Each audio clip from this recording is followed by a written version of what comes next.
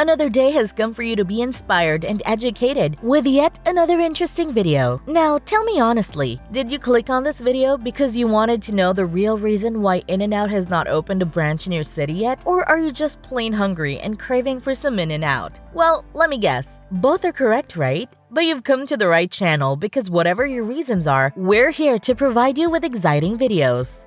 So let's start talking about In-N-Out. If you've had the pleasure of checking out this famous fast food chain, I know that you have great memories about it, like the long lines, the friendly staff, and of course, their mouth-watering food. And these are just some of the reasons why people from Portland, Oregon drive long hours to Grants Pass for the nearest In-N-Out, just like those who live in Phoenix who fly all the way to Ontario, California to eat lunch. It's no wonder why In-N-Out is famous all over the world. I know what you're wondering. How can a fast food chain with so many eager customers only have a few branches? Well, In-N-Outs may be in high demand, but they only maintain 347 locations worldwide, making them one of the smallest major fast food restaurants. Other fast food chains in the United States, such as Whataburgers, Five Guys, and McDonald's, multiplied twice, thrice, and even 40 times as many as In-N-Out locations.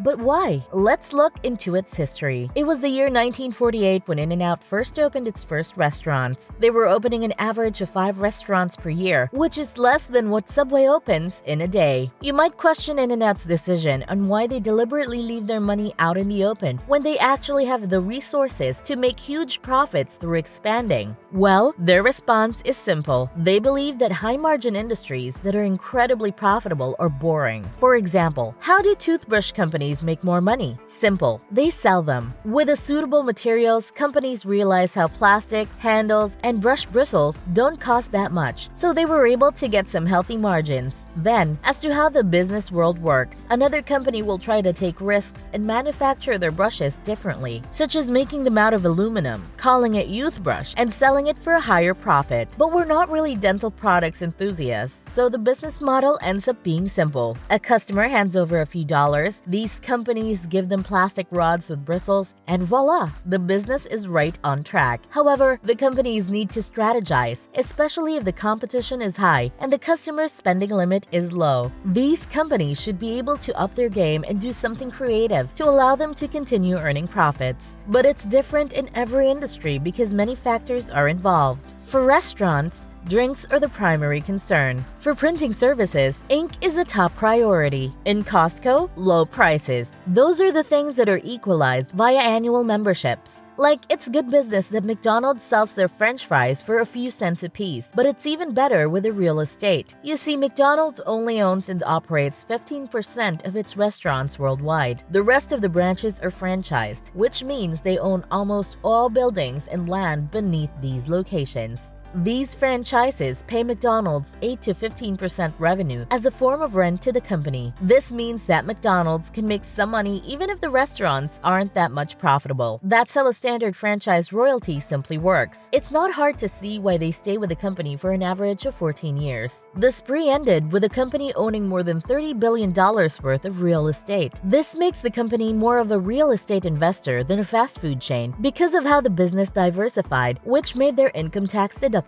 So going back to In-N-Out, this company is not just a mere burger chain, but what do you think is holding them back from opening more locations, giving more space to their recipes, or maybe adding a few fresh menu items? Perhaps it all goes back to In-N-Out trying to serve something predictable, giving their customers familiar experiences rather than just focusing on the food itself. Also, these factors are such significant risks for them to take. That is why their secret ingredient in this industry is maintaining its consistency. You can see this consistency in each location that they have. The layout, drive-through lane, and even the iconic crossed palm trees are always present in each branch. They became well known because of the brand's simplicity, as shown in their interior and menu. The interior has a standard design with well-lit scenery that's easy on the eyes. Also, the customers are going crazy over its menu, which is pretty simple too, since it only contains hamburgers, cheeseburgers, French fries, 3 flavors of shake, and the double-double comprised comprised of 2 burger patties and 2 cheese slices. Their drinks are simple too, with the freedom to choose among milk, hot cocoa, coffee, classic and diet coke, root beer, Dr. Pepper, 7-Up, lemonade, and iced tea. But even with their simplicity tactics, they were also able to include secret menus, such as their famous grilled cheese and animal fries, as well as their Neapolitan milkshake. But overall, their food variations remained ordinary compared to other big fast food chains like Dairy Queen and McDonald's. Not to mention how rare it is for them to update or change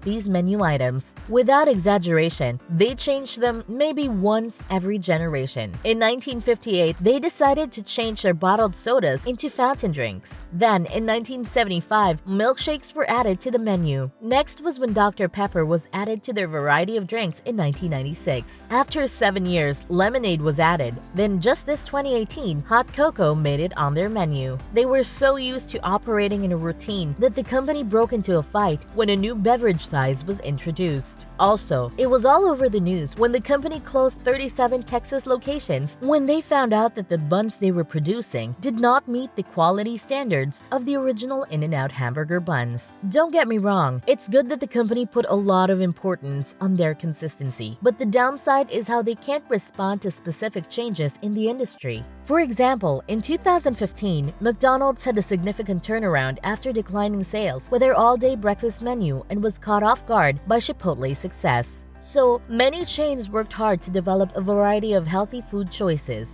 In the case of In-N-Out, by having simple menu items, they were able to maintain optimizing each ingredient they use. But then again, new menu items could give any fast food chain a long line because people are curious to try it. For example, for McCafe coffee, McDonald's stores were required to purchase a $15,000 to $20,000 espresso machine, then give their employees proper training on how to use and operate them. This is not the same case with In-N-Out because they only have 6 consistent employment levels. Level 1 is the janitors and people handling the counters. Level 2 are those in charge of the drive-through lanes. Levels 3 and 4 are employees in charge of making the French fries. Level 5 are those who are allowed to assemble burgers. And lastly, Level 6 is the only employee authorized to take charge of the grill. This position is not easy to get, requiring 3 to 6 months of training. In-N-Out does not just make sure that their employees are well-trained, but they also see that their employees have a well-paid working environment. The Level 1 employees are paid above minimum wage. An average In-N-Out manager makes around $160,000 annually, reaching around $250,000 if the location they're managing is doing well. As many present and former employees shared, the job was filled with much pressure, stress, and chaos. Nevertheless, it remained highly desirable because of the opportunities you can have while working in In-N-Out. For example, each employee, whether they work part-time or full-time, gets to have a 401k plan with dental and vision coverage, and not to mention vacation days that are fully paid. What's more impressive is how they could provide all the perks and still maintain to have the lowest prices of food in the industry. Their famous combo of burgers, fries, and milkshakes only costs around $6.85, which is half compared to the same combo served at Shake Shack. Like all food companies are doing, In-N-Out also exports a perfect formula of well-trained employees and embodies great skills, a simple food menu, and the consistent quality that they're known for worldwide. This was well established by a married couple named Esther and Harry Snyder 70 years ago when they first founded In-N-Out in Baldwin Park, California. They established the first place to use a two-way speaker system that allowed drivers to place orders while maintaining to be in line. Eventually, they were able to open 18 new locations, but only when they were certain that they could buy it in full because loans were never an option for the Snyders. They were a couple who built on principles and thoughtfulness. Although these principles aren't hard to find, the next generations didn't end up inheriting them, which resulted in the company ending up with only a third of the family business during the second generation. And sadly, another 50% did not last during the third generation.